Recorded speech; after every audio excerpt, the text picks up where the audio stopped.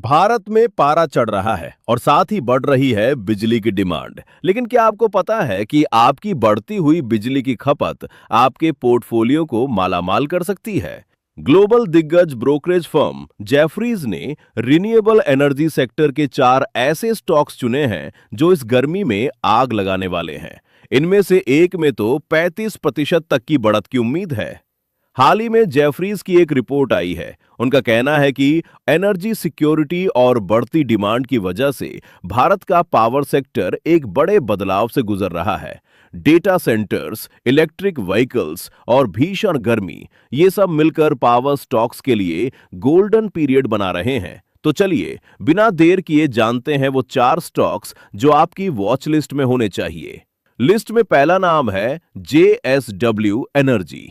Jefferies इसे इस sector का टॉप पिक मान रहा है। रेटिंग बाय टारगेट, प्राइस 660 रुपए, पोटेंशियल यहां से करीब 35% का बड़ा जंप। कंपनी का फोकस रिन्यूएबल कैपेसिटी बढ़ाने पर है और इनके प्रोजेक्ट्स तेजी से पूरे हो रहे हैं।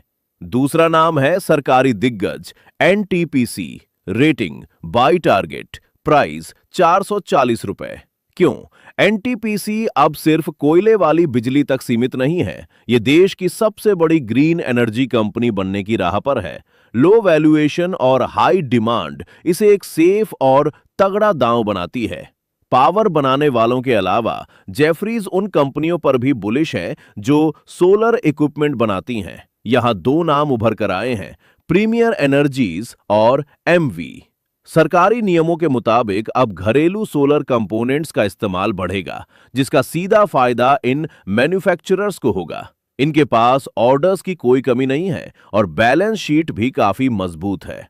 लेकिन रुकिए, निवेश से पहले रिस्क को समझना भी जरूरी है।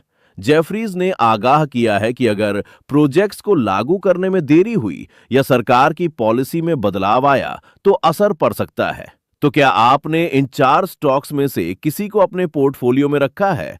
कमेंट में हमें जरूर बताएं। और हां, शेयर मार्केट की ऐसी ही लेटेस्ट अपडेट्स के लिए चैनल को सब्सक्राइब करना ना भूलें।